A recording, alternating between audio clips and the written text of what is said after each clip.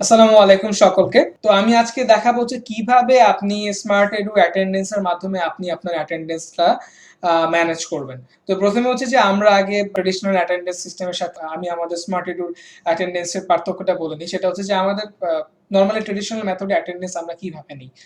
যাদের fingerprint machine আছে তারা ফিঙ্গারপ্রিন্টের মাধ্যমে আমরা অ্যাটেন্ডেন্স নেই। আর যাদের হচ্ছে যে খাতা কলমে নেওয়া হয়, খাতা কলমে নেয়। আর নরমালি কি হয় যে এখন কিন্তু হোম অফিস চলতেছে। তো হোম অফিসে কি হয়, প্যান্ডামিক সিচুয়েশনে কিন্তু আপনি হোম অফিসে ফিঙ্গারপ্রিন্টে তার অ্যাটেন্ডেন্সটা চেক করতে পারবেন না। তার মানে হচ্ছে ফিঙ্গারপ্রিন্ট না দিলে আপনি তার অ্যাটেন্ডেন্স জেনারেট করতে পারবেন না, যেটা এইচআর সেকশনের জন্য সো টাফ তার স্যালারি জেনারেট করার জন্য। অনেক কোম্পানি কিন্তু আছে যেটা হচ্ছে যে আওয়ারলি তাকে পে করে, বা সে কতক্ষণ কাজ করেছে সেটা কিন্তু আপনি মেজার করতে পারবেন না যদি ফিজিক্যালি সে যদি ফিঙ্গারপ্রিন্ট না দেয়। আর নরমালি কি হয়, প্যান্ডামিক সিচুয়েশনে তো এটা ইম্পসিবল, কারণ সে হোম অফিস করতেছে। তাকে তো আপনি ট্র্যাক করতে পারবেন না, কারণ সে তো অফিসে এসে আপনাকে ফিঙ্গারপ্রিন্ট দিয়ে যেতে পারবেন না। এখানে হচ্ছে বিগ সলিউশন হচ্ছে আমাদের অ্যাটেন্ডেন্স মডিউল সিস্টেমটা। তো সিম্পলি একজন ইউজার বা আপনার একজন এমপ্লয়ি বা একজন টিচার, সে কিন্তু ইজিলি আমাদের অ্যাটেন্ডেন্স মডিউলটা ব্যবহার করে তার ঘরে বসেই কিন্তু তার অ্যাটেন্ডেন্সটা সে ইজিলি ম্যানেজ করতে পারবে। সে তার ওয়ার্কিং আওয়ার্সে ঢুকে সে অ্যাটেন্ডেন্স দিতে পারবে, সে মান্থলি অ্যাটেন্ডেন্স জেনারেট করতে পারবে, পাশাপাশি হচ্ছে যে সে কতক্ষণ কাজ করেছে তার অ্যাটেন্ডেন্সের অ্যাগেইনস্টে সেটা দিতে পারবে। পাশাপাশি হচ্ছে সে এক মাসে কতদিন প্রেজেন্ট ছিল সেটা জেনারেট করতে পারবে। মেইনলি হচ্ছে আপনি অ্যাটেন্ডেন্স রিলেটেড যত ধরনের রিপোর্ট আছে সেটা কিন্তু আপনি ইজিলি আমাদের এই সিস্টেম থ্রু জেনারেট করতে পারবেন।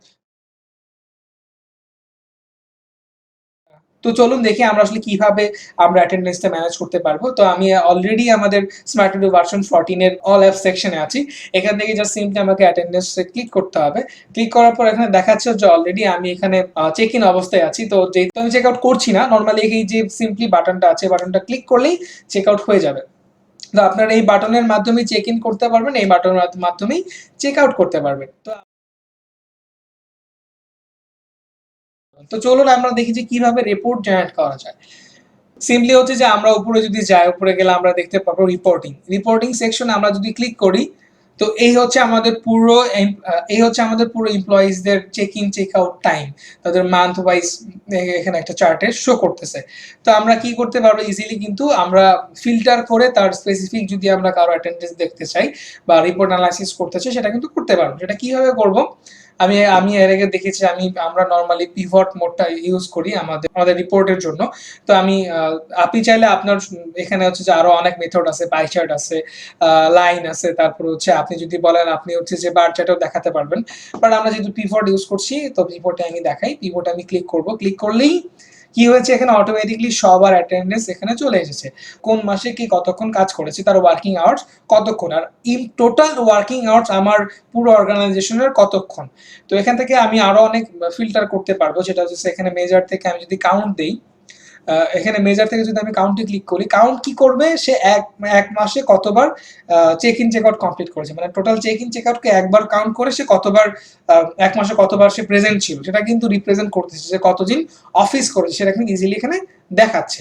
আরো ফিল্টার করতে পারবে, এখানে অনেক অ্যাডভান্স ফিল্টারিং অপশন আছে। এখান থেকে জাস্ট চেক ইন ক্লিক করে আপনি মান্থ ওয়াইজ, কোয়ার্টার ওয়াইজ, ইয়ার ওয়াইজ আপনি নট অনলি ইয়ার ওয়াইজ আপনি রিপোর্ট জেনারেট করতে পারেন, পাশাপাশি আপনি সেটার সাথে প্রিভিয়াস ইয়ারের, প্রিভিয়াস কোয়ার্টারের আপনি কি করতে পারবেন, অ্যানালাইসিসও বের করতে পারবেন। মে মাসের অ্যাটেন্ডেন্সটা বের করি। তো এটা যদি মেতে ক্লিক করার পর এটা আমার সিস্টেম থেকে দেখাচ্ছে যে আমরা কতক্ষণ কাজ করেছি।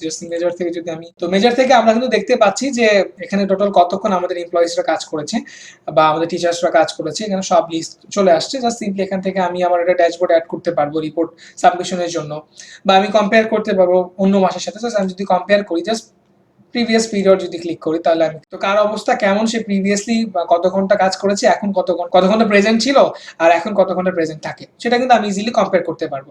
দেন এই রিপোর্টটাকে আমি আমার ড্যাশবোর্ডে আনতে পারবো। জাস্ট সিম্পলি ফেভারিট থেকে ক্লিক করে অ্যাড টু মাই ড্যাশবোর্ডে ক্লিক করে আমি যদি অ্যাডে ক্লিক করি, তাহলে অটোমেটিকলি সেই জিনিসটা আমার ড্যাশবোর্ডে চলে আসবে। তো অ্যাটেন্ডেন্স আর ওয়ার্কিং আওয়ার্স কিন্তু আমরা খুব সহজেই জেনারেট করতে পারবো আমাদের স্মার্ট এডু সিস্টেমের মাধ্যমে। তো আমি আপনাদের দেখালাম কিভাবে স্মার্ট এডুর অ্যাটেন্ডেন্স মডিউলের মাধ্যমে আমরা খুব সুন্দরভাবে ঘরে বসে অ্যাটেন্ডেন্স দিতে পারি, পাশাপাশি কিভাবে রিপোর্ট জেনারেট করতে পারি।